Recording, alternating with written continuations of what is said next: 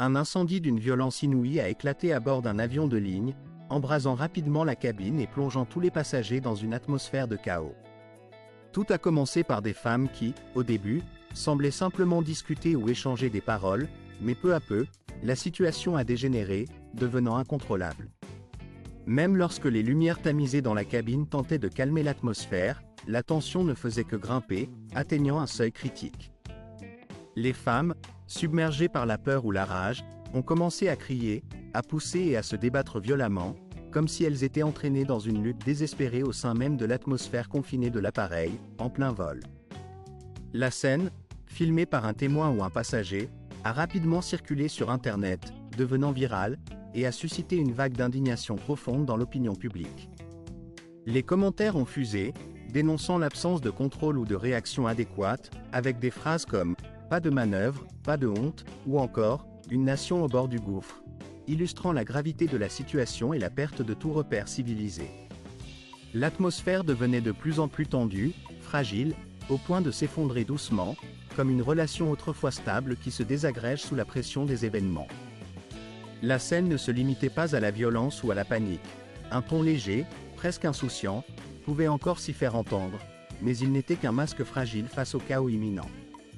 Il faut dire que la cause de cette crise ne résidait pas dans une guerre ou une rébellion ouverte, mais plutôt dans une période de famine généralisée, où la détresse collective pousse à des comportements désespérés.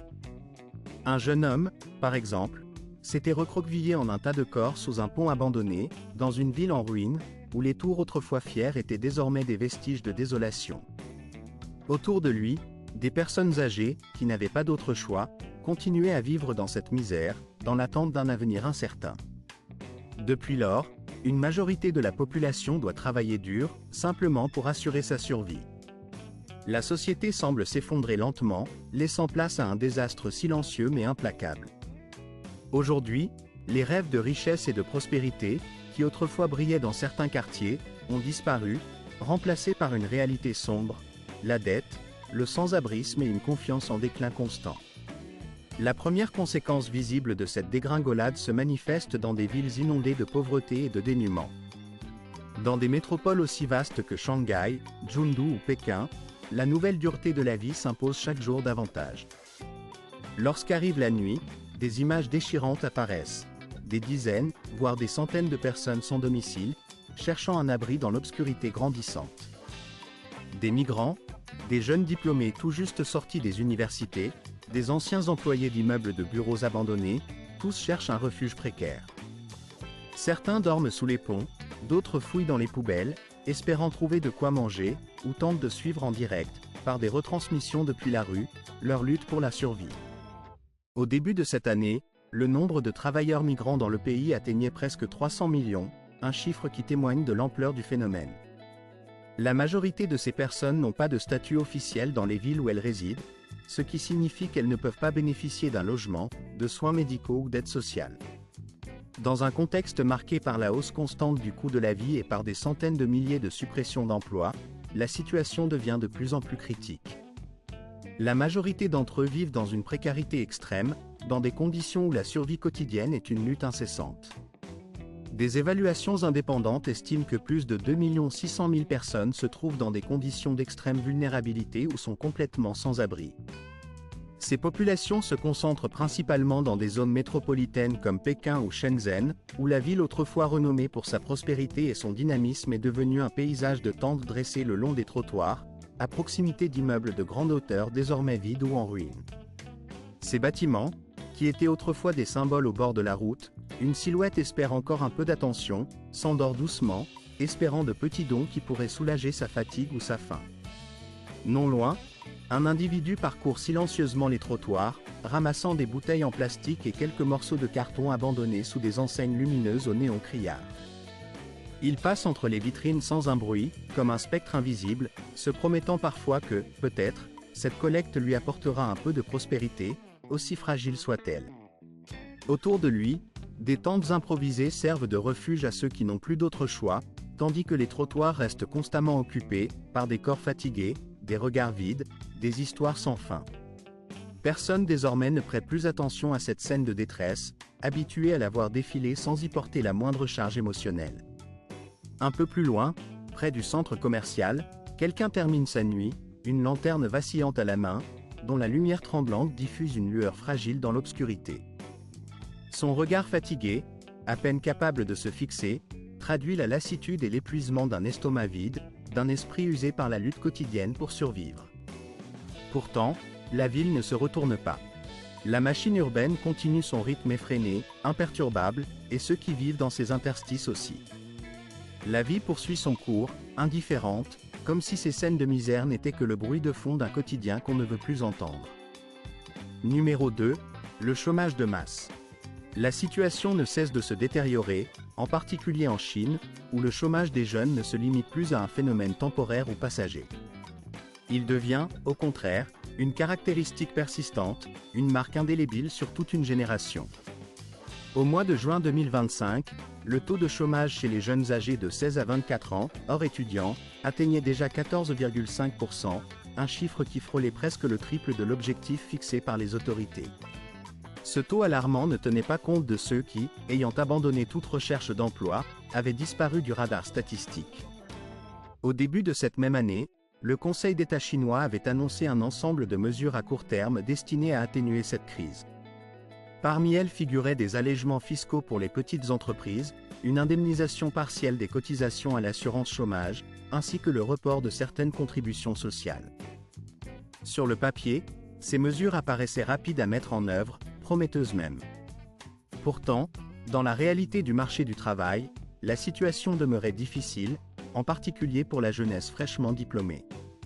L'été avait été marqué par une explosion du nombre d'inscriptions de jeunes diplômés à la recherche d'un emploi.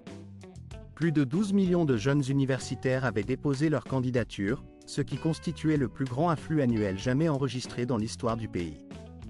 Parmi eux, une jeune fille de 23 ans nommée Umoli, originaire de Chongqing, avait décidé de tenter sa chance à Shenzhen, espérant y trouver de meilleures opportunités. Cela faisait déjà 4 mois qu'elle envoyait des lettres de candidature, sans obtenir la moindre réponse positive. Son chevau, pourtant soigné, semblait se perdre dans une mer de dossiers similaires, tandis que chaque semaine apportait son lot de nouvelles offres d'emploi, souvent suivies de refus silencieux ou d'un silence pesant. Ce qui aurait dû être une étape joyeuse et pleine d'espoir vers l'âge adulte s'était transformé en une quête épuisante de stabilité, où chaque candidature semblait se heurter à un mur d'indifférence. Les responsables gouvernementaux continuaient d'évoquer le potentiel des nouvelles industries, énergie propre, intelligence artificielle, véhicules électriques, drones, ou encore produits biopharmaceutiques. Selon leurs prévisions, ces secteurs devraient générer plus de 12 millions d'emplois d'ici à la fin de l'année suivante. Pourtant, en pratique, la réalité était tout autre. La majorité de ces postes exigeaient des compétences spécialisées très pointues, et le processus d'embauche s'avérait bien plus lent que prévu. Beaucoup de jeunes diplômés se heurtaient à une pénurie de connaissances techniques, ou tout simplement à l'absence de réseau ou de connexion leur permettant d'accéder à ces offres.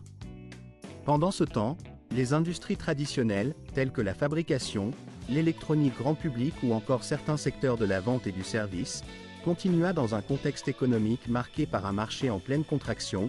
Un nombre croissant de jeunes se tournent avec insistance vers le travail indépendant, souvent par nécessité plutôt que par choix. Certains d'entre eux livrent des repas à moto, enchaînant des journées de 10 à 12 heures, souvent sans bénéficier d'assurance ni de garantie sociale, naviguant dans un univers où la stabilité semble leur échapper. D'autres diffusent en continu leur quotidien, espérant recueillir quelques conseils ou aides financières via les plateformes numériques, afin de couvrir leurs dépenses essentielles telles que la nourriture ou le loyer. Une part importante de cette génération se trouve aujourd'hui à errer dans un labyrinthe d'expériences précaires, oscillant entre stages sans avenir certain, contrats temporaires à durée limitée, et longues périodes d'attente durant lesquelles aucune rémunération ne leur est versée. La précarité devient ainsi la norme pour beaucoup, dans un contexte où la sécurité de l'emploi n'est plus garantie. Ce qui constitue une profonde mutation, c'est l'effondrement complet du modèle économique traditionnel qui avait jusqu'ici soutenu la croissance du pays. Pendant plusieurs décennies, la prospérité de la Chine reposait essentiellement sur 3 piliers fondamentaux, le secteur de la construction, la production industrielle, et un marché immobilier caractérisé par des prix bas. Ces éléments ne représentaient pas seulement la base d'un développement économique rapide et soutenu, mais aussi un moteur puissant sur la scène mondiale. Cependant, cette architecture s'effrite désormais de façon progressive, à commencer par le secteur de la construction, où l'intérêt pour le logement diminue de manière sensible. Au premier semestre de l'année 2025, les investissements dans l'immobilier ont chuté d'au moins 11% et le nombre de nouveaux projets de construction a diminué d'environ un cinquième. Ces chiffres traduisent une prudence extrême de la part des développeurs, ou tout simplement leur épuisement face à des ressources financières qui s'amenuisent. Le marché immobilier, jadis considéré comme un refuge sûr pour le capital, fait face à une crise sans précédent, suscitant des inquiétudes croissantes. De grandes entreprises telles qu'Evergrande et Country Garden se trouvent désormais en difficulté financière majeure, certaines d'entre elles ayant déjà déclaré faillite. Ces cas ne sont pas isolés, mais symptomatiques d'un problème plus profond qui est souvent décrit comme la plus grave crise immobilière que la Chine ait connue dans son histoire. Dans plusieurs provinces, le marché secondaire du logement est pratiquement gelé, les appartements restent vacants, tandis que les quartiers résidentiels autrefois vibrants donnent désormais une impression de vide et de stagnation. La confiance du public dans le marché immobilier diminue rapidement, alimentant un climat d'incertitude et de méfiance. Pendant des années, posséder une maison était synonyme de stabilité et de réussite, mais cette foi collective s'effrite peu à peu, laissant place à un sentiment d'insécurité. Parallèlement, la confiance des consommateurs, qui avait autrefois été un moteur essentiel de la croissance économique, s'érode également. La Chine, qui s'était longtemps présentée comme un centre de production à faible coût, voit désormais ses avantages concurrencés par d'autres pays. La hausse des salaires et les conflits commerciaux en cours obligent de nombreuses entreprises étrangères à transférer leur production vers des marchés plus sûrs. Entre 2012 et 2023, le nombre d'entreprises étrangères opérant dans le secteur immobilier a été réduit de plus de la moitié, reflet d'une prudence accrue des investisseurs mondiaux, désormais attirés par des marchés offrant plus de stabilité et de transparence. Dans des industries clés telles que la sidérurgie, la fabrication de ciment ou encore l'énergie solaire, la situation est tout aussi critique, avec une capacité excédentaire qui ne cesse de croître. Les prix à la production ont chuté depuis 33 mois consécutifs, une tendance qui témoigne d'un affaiblissement marqué de la demande intérieure et d'une pression déflationniste croissante, annonciatrice d'un ralentissement profond de l'économie nationale. Les prévisions économiques officielles restent inchangées, tablant sur une croissance d'environ 5% pour l'année 2025. Cependant, nombreux sont ceux qui soulignent que cet indicateur repose principalement sur les dépenses publiques et des investissements techniques, plutôt que sur une véritable expansion du marché intérieur ou une croissance soutenue de l'économie réelle. La Chine, loin de s'effondrer, continue de fonctionner, montrant à bien des égards une résilience remarquable. Pourtant, derrière cette apparente stabilité extérieure, se dissimulent des moteurs de croissance qui se sont momentanément arrêtés, laissant entrevoir des défis importants. La question n'est plus tant de savoir si cette croissance sera rapide ou lente, mais plutôt de s'interroger sur sa durabilité à long terme et sur la nécessité d'engager des transformations profondes pour progresser véritablement. Sur le plan socio-économique, les effets de cette situation se font également sentir dans la sphère psychologique et sociale. Un changement discret mais profond est en train de se produire dans les dynamiques urbaines. Une nouvelle classe sociale émergente, composée de jeunes adultes confrontés à la précarité, voit le jour dans les grandes villes chinoises. Ces jeunes, dépourvus d'emplois stables, de logements adéquats ou de couverture sociale, forment une sous-catégorie qui, dans des métropoles comme Shenzhen, Chongqing ou Xi'an, commence à se faire remarquer. On observe désormais dans ces agglomérations des diplômés récents, souvent contraints de dormir sous les ponts ou de faire la queue pour recevoir des repas gratuits ou participer à des diffusions en direct afin de gagner au moins de quoi dîner. Certains vivent dans des cybercafés, d'autres improvisent des abris dans des tentes installées près des stations de métro. Selon une étude menée à la mi-année, près d'un 12e des jeunes citadins vivent dans des conditions instables, sans revenus fixes ni garantie sociale. Ce qui autrefois était considéré comme une étape joyeuse, la saison des diplômes, est désormais assombrie par une anxiété croissante. Sur plus de 12 millions de nouveaux diplômés cette année, une part importante reste sans emploi, même durant la période estivale.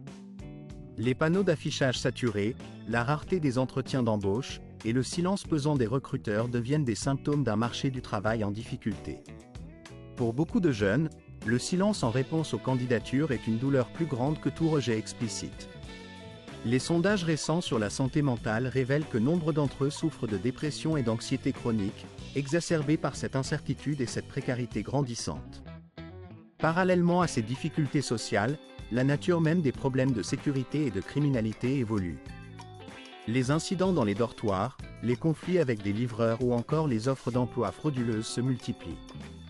Dans plusieurs provinces, notamment Jiangsu et Guangdong, les autorités policières ont découvert plusieurs cas où des personnes étaient attirées dans des formations soi-disant professionnelles, qui se révélaient être de véritables usines clandestines. Certains de ces travailleurs, après avoir été recrutés, se retrouvent détenus sans salaire pendant plusieurs semaines, ou entraînés dans des spirales d'endettement et de servitude, en travaillant durement dans des installations fictives contre des commissions fictives. Les migrants en provenance des zones rurales sont particulièrement vulnérables. Privés d'inscription officielle dans la ville, ils se trouvent exclus de l'accès aux soins, au logement ou aux services publics liés à l'emploi. Face à ces obstacles, certains se tournent vers des applications parallèles, acceptant de travailler dans la restauration ou de monter des composants électroniques sans contrat ni assurance. D'autres finissent impliqués dans des activités plus risquées, comme la prostitution clandestine ou la fraude en ligne. D'ici la moitié de l'année 2025, les études indiquent que plus de la moitié des travailleurs informels en Chine ne bénéficient toujours pas de régime de retraite, et beaucoup d'entre eux n'ont pas d'assurance maladie, laissant une grande partie de cette population dans une vulnérabilité accrue. Malgré la simplicité apparente de la médecine, dans la réalité quotidienne, elle demeure une aventure complexe autant qu'inaccessible pour beaucoup. Les migrants, les travailleurs œuvrant dans l'informalité, ceux que la bureaucratie écrase par ses démarches interminables et ses coûts exorbitants, voient leur accès aux soins devenir une épreuve, une montagne infranchissable. Ce qui relie toutes ces histoires, au-delà des différences apparentes, ce n'est pas tant une question de politique ou d'idéologie, mais une lutte incessante pour la survie, pour continuer à respirer malgré les obstacles. Entre la silhouette imposante de gratte-ciel modernes et les passages souvent bondés de quartiers populaires, toute une génération grandit, façonnée par ces contradictions. Leurs rêves, eux, ne se sont pas évanouis. Ils ont simplement été mis en suspens, déformés par la fatigue accumulée et l'incertitude qui pèse lourdement sur leurs épaules. Ces rêves, pourtant, ne sont pas morts, ils se tiennent là, comme une promesse à peine discernable dans le brouillard de la réalité quotidienne. En 5e position dans cette chronique, se trouve la question des dettes, qui semble étouffer toute une population.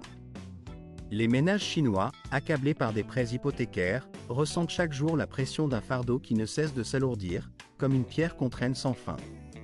En juillet 2025, au cœur de l'été, alors que les données officielles évoquent une saison des pluies qui aurait freiné la croissance économique, un autre tableau se dessinait en coulisses, celui d'une économie qui tourne à plein régime, avec une croissance de plus de 5% au deuxième trimestre, alimentée par les exportations florissantes et les subventions du gouvernement. Sur le papier, tout semblait fonctionner à merveille, une machine économique sans défaillance apparente. Mais derrière cette façade brillante, une autre réalité s'insinuait, celle d'un effondrement silencieux, dissimulé sous une montagne de dettes personnelles, une spirale sans fin qui alourdit chaque foyer. Partout dans le pays, le rêve d'être propriétaire d'un logement s'est transformé en un cauchemar, un poids insupportable. 2/3 de la dette des ménages est désormais constituée de prêts hypothécaires, une situation qui, pour beaucoup, ne correspond pas à la vision du logement comme foyer ou investissement. Ces appartements, souvent bétonnés sans âme, ne rappellent plus la stabilité espérée, mais plutôt la perte d'un futur rassurant.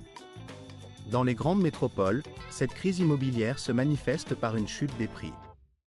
Certains immeubles, jadis construits avec espoir, restent inachevés, d'autres sont devenus presque sans valeur, des coquilles vides dans un paysage urbain en mutation.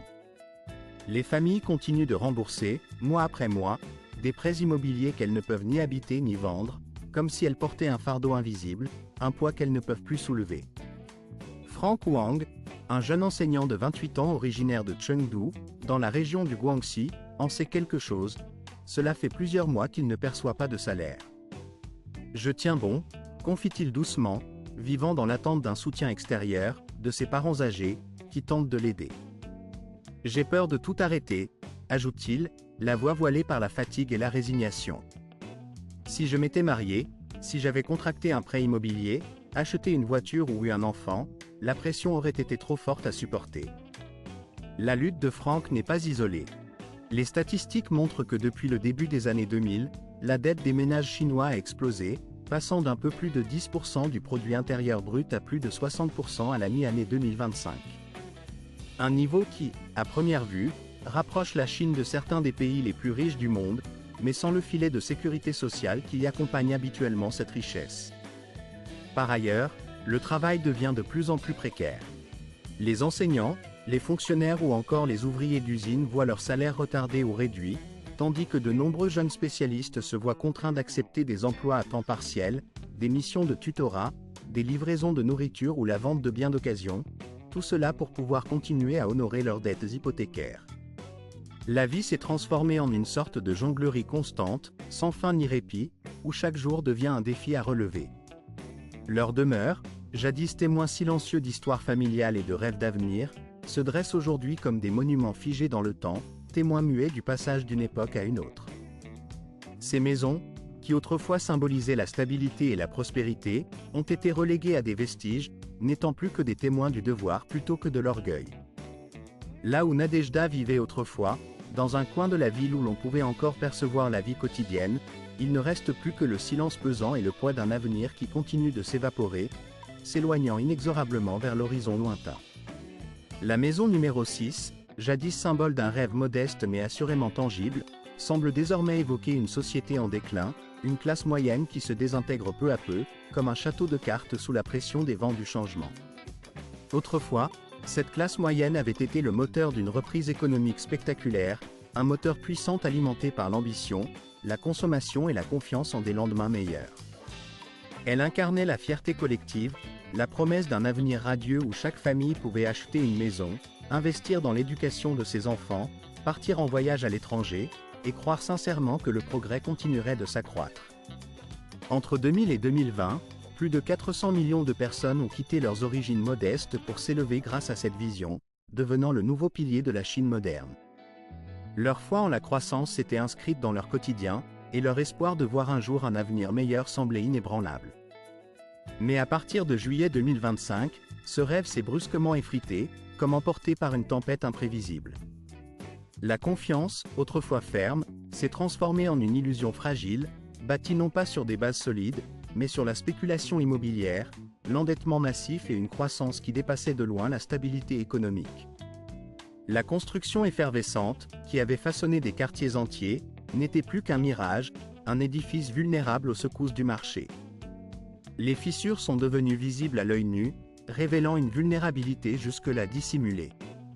Plus de 70% de la richesse familiale était désormais immobilisée dans l'immobilier, une valeur figée, incapable de soutenir la moindre tempête financière. Dans des villes comme Chengdu ou Xiaozhuang, il n'était pas rare de croiser des familles possédant 2 ou 3 appartements, vestiges d'un passé où l'investissement immobilier semblait être le seul refuge fiable. Certains de ces immeubles n'étaient même pas encore achevés, d'autres restaient des carcasses inachevées, abandonnées à moitié, comme autant de témoins d'une expansion démesurée. Les retraités, ayant dépensé leurs économies pour acquérir ces logements, voyaient aujourd'hui leurs investissements devenir des boîtes de béton vides, des coquilles silencieuses où le temps semblait s'être arrêté. Les paiements hypothécaires continuaient de s'accumuler, mais la valeur de ces biens s'était effondrée, emportée par la tourmente financière. Depuis 2020, le gouvernement chinois, soucieux de contrôler les risques financiers, avait mis en place des politiques strictes, notamment la fameuse règle des 3 lignes rouges, qui visait à limiter l'endettement des promoteurs immobiliers. Mais cette régulation, loin d'apporter la stabilité, provoqua une réaction en chaîne désastreuse. L'effondrement d'Evergrande, chargé de dettes dépassant 300 milliards de dollars, devint le symbole d'un effondrement à grande échelle, une faillite qui secoua tout le secteur immobilier et révéla la fragilité du système. Des milliers de familles se retrouvèrent abandonnées, leurs projets de construction suspendus ou abandonnés, leurs économies évaporées en un instant. La chute du marché immobilier entraîna une baisse drastique des dépenses de détail, qui diminua de manière significative. Les ventes dans les grandes villes chutèrent de plus d'un 15e, et plus de 60% des familles de la classe moyenne reportèrent leurs achats importants, automobiles, vacances, appareils électroménagers, et même dépenses quotidiennes. La peur remplaça l'ambition, et l'incertitude économique incita à la prudence, voire à la rétraction. Les petites entreprises fermaient leurs portes, les restaurants se vidaient, et les marques de luxe ainsi que les concessionnaires automobiles voyaient ce qui frappe le plus dans cette situation, c'est l'absence totale d'action concrète de la part de ceux qui détiennent le pouvoir. Ils préfèrent que leurs propres enfants portent même le fardeau, que ce soit au niveau social ou économique, plutôt que d'intervenir pour changer la donne. La septième constatation réside dans la réaction des autorités face à la crise, qui se limite à une négation systématique, à un déni obstiné de la réalité. Le matin du 20 juillet 2025, l'État, à travers ses médias officiels, lance une mise en scène soigneusement orchestrée pour masquer la gravité de la situation. Les images diffusées montrent d'immenses champs de blé doré, filmés depuis des drones, accompagnés d'une musique entraînante qui promet un avenir prometteur et une renaissance pour le village. Le présentateur, arborant un sourire confiant, annonce que le pays avance avec assurance vers un renouveau agricole et industriel.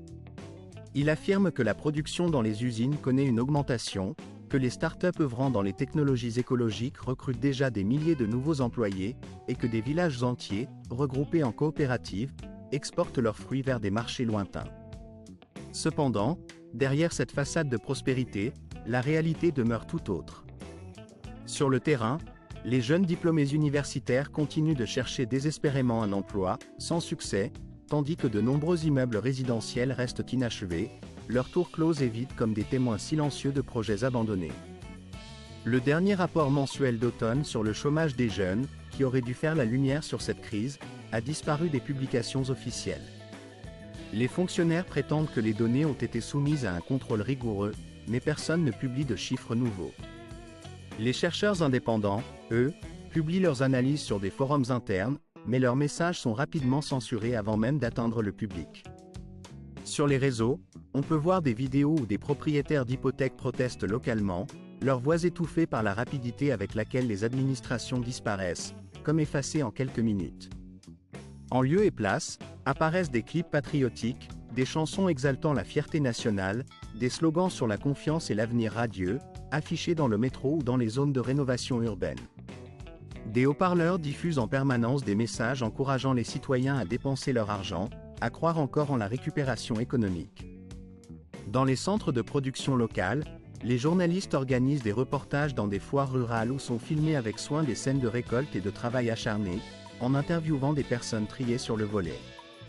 Mais, malgré cette mise en scène de vitalité, l'aide réelle se fait rare. Certaines villes tentent de distribuer des coupons de consommation d'une valeur de plusieurs centaines de yuan par famille, tentant de stimuler un peu l'économie locale.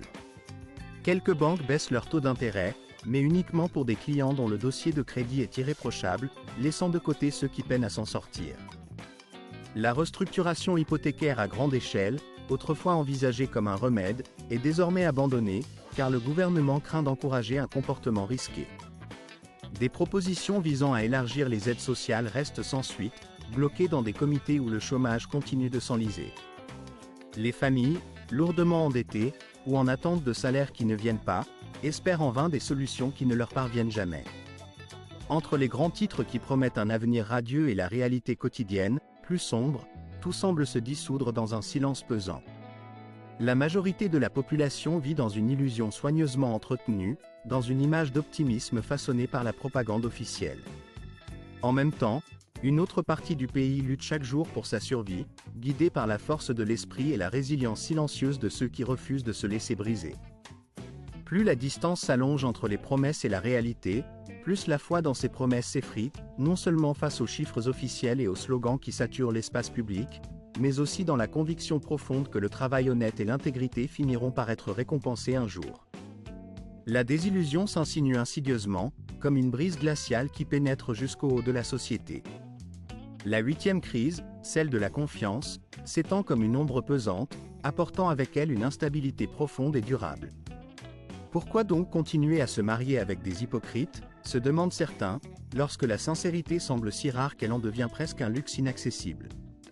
Ce questionnement ne se limite pas aux cercles familiaux ou aux discours politiques, il s'étend également au campus universitaire où l'on observe une désillusion croissante.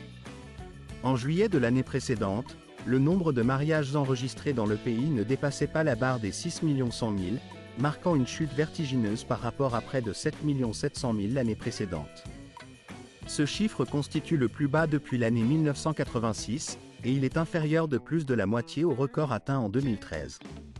Selon le ministère des Affaires civiles, avec une population qui dépasse 1,4 milliard d'habitants, cette baisse du nombre de mariages devient une véritable énigme pour les autorités. Elles cherchent désespérément à inverser cette tendance, tentant de freiner une chute rapide du taux de natalité qui menace la stabilité démographique. Traditionnellement, pour qu'un nouveau-né soit officiellement enregistré, il faut qu'il possède un certificat de naissance et pour les couples, une déclaration de mariage. Cependant, dans plusieurs régions, ces exigences ont déjà été assouplies, permettant aux familles monoparentales ou aux couples non enregistrés de bénéficier des mêmes droits sociaux que ceux des familles officiellement reconnues par l'État. Cette évolution, motivée par la nécessité de faire face à la dépopulation, témoigne de la difficulté croissante à encourager la formation de nouvelles unions. Les jeunes, notamment ceux qui ont achevé leurs études universitaires, reportent de plus en plus leur mariage. Autrefois rêvant d'appartenir à la classe moyenne, ces diplômés voient aujourd'hui leurs ambitions contrariées par la stagnation économique. En effet, au cours des 3 dernières années, les salaires moyens dans les grandes villes ont à peine augmenté, tandis que les prix de la location pour les jeunes actifs ont connu une croissance constante, trimestre après trimestre. Aujourd'hui, dans les zones urbaines clés où le revenu moyen dépasse de plus de 10 fois le prix moyen d'un logement, acheter un appartement apparaît aussi lointain qu'un voyage vers Mars pour ces jeunes. Leur épargne, déjà largement mobilisée pour rembourser les prêts étudiants ou pour financer les soins à apporter à leurs parents âgés, ne leur laisse guère de possibilités pour financer un mariage ou organiser des fêtes pour leurs enfants. Les inégalités sociales ne cessent de s'accroître, engendrant une fatigue généralisée, presque palpable dans chaque aspect de la vie quotidienne. Dans un centre commercial huppé de Pékin, un spectacle éclatant met en scène de nouvelles voitures électriques sportives, symboles de luxe et de modernité. Pourtant, à seulement 2 arrêts de métro, des magasins ouverts 24 heures sur 24 se métamorphosent en refuge provisoire pour les livreurs, qui doivent dormir en déplacement entre 2 livraisons, épuisés par la cadence infernale. Selon les données du ministère des Finances, 10% des ménages les plus riches contrôlent plus de 70% des actifs liquides, laissant la moitié inférieure de la population avec moins de 5% de ses ressources. Ces chiffres, silencieusement discutés par les économistes mais rarement évoqués dans les journaux télévisés du soir, dévoilent une fracture sociale profonde. Une confiance qui était autrefois presque imperceptible, capable de maintenir l'unité de la société, commence à se fissurer.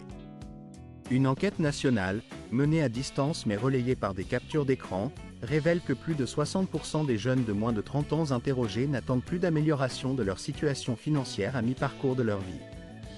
La moitié d'entre eux doutent même de la capacité de leurs enfants à réaliser davantage en Chine. Ces inquiétudes, perceptibles dans les commentaires en ligne, traduisent une humeur générale où l'espoir s'amenuise et où la confiance dans l'avenir s'effrite inexorablement. Le mariage, un rêve coûteux qui semble s'éloigner de plus en plus pour beaucoup. Certains murmurent que rester seul, en évitant les responsabilités et les dépenses qu'il entraîne, paraît souvent plus simple, plus pratique, voire plus satisfaisant. D'autres, en toute honnêteté, admettent que la vie quotidienne, déjà si épuisante, ne leur laisse guère le loisir de penser à faire le grand saut dans cette union. Pourtant, dans le silence des cafés où l'on s'abandonne à ces réflexions, sous l'éclat froid des lumières du métro qui illuminent la nuit sans jamais s'arrêter, l'horizon continue de briller dans l'obscurité ambiante. La Chine moderne, fragile comme un équilibre précaire posé sur une fine ligne de crête, se trouve à un tournant décisif. Les chiffres officiels vantent une croissance économique supérieure à 5%, un signe d'espoir et de prospérité apparente. Cependant, derrière ces statistiques flatteuses, la réalité des ménages demeure bien plus sombre. Ils sont écrasés par le poids des prêts hypothécaires, leur quotidien marqué par des efforts incessants pour joindre les deux bouts. La jeunesse, confrontée à un taux de chômage alarmant, voit ses rêves d'avenir s'assombrir, se disperser dans le brouillard de l'incertitude. La classe moyenne, jadis optimiste, semble désormais réfractaire à l'idée de bâtir des projets ambitieux, préférant renoncer à des ambitions qui paraissaient si accessibles il n'y a pas si longtemps. Les femmes, souvent contraintes de travailler comme messagères ou dans d'autres emplois précaires, se battent pour survivre dans un contexte où chaque jour compte. Les immenses gratte-ciels inachevés, témoins silencieux de cette frénésie de construction, semblent absorber à la fois la poussière et l'espoir d'un lendemain meilleur. Pourtant, dans cette atmosphère incertaine, un soupçon d'espoir subsiste, distribué avec parcimonie, comme un précieux carburant rare, destiné à alimenter la volonté collective. Des slogans sur la renaissance des villages, déployés sur les chaînes de télévision d'État, tentent d'insuffler une nouvelle dynamique, de raviver la fierté locale. Mais il suffit de parcourir Internet pour constater que la réalité est tout autre. Des diplômés en quête d'emploi se montrent dans des appartements exigus, des parents reportant la naissance de leurs enfants, et des ouvriers, épuisés, pédalent sans relâche toute la nuit, pour une poignée de yuan. La question n'est plus de savoir si les tensions vont continuer à monter, ni combien de temps encore la foi collective pourra tenir face à cette pression constante, avant que tout ne s'effondre peut-être finalement. J'espère que cette vidéo vous a plu aujourd'hui. Si c'est le cas, n'hésitez pas à cliquer sur le bouton « J'aime » et à vous abonner à notre chaîne pour ne rien manquer des nouveautés et des vidéos passionnantes que nous vous préparons. Votre soutien nous est précieux, car il nous permet de continuer à créer du contenu toujours plus captivant. N'oubliez pas de regarder la prochaine vidéo qui apparaîtra sur votre écran, car je suis certain qu'elle vous plaira et vous captivera. Enfin, n'hésitez pas à laisser un commentaire pour nous indiquer le pays que vous souhaitez explorer lors de nos prochaines aventures. Merci infiniment d'avoir pris le temps de nous suivre, et à très bientôt pour une nouvelle vidéo.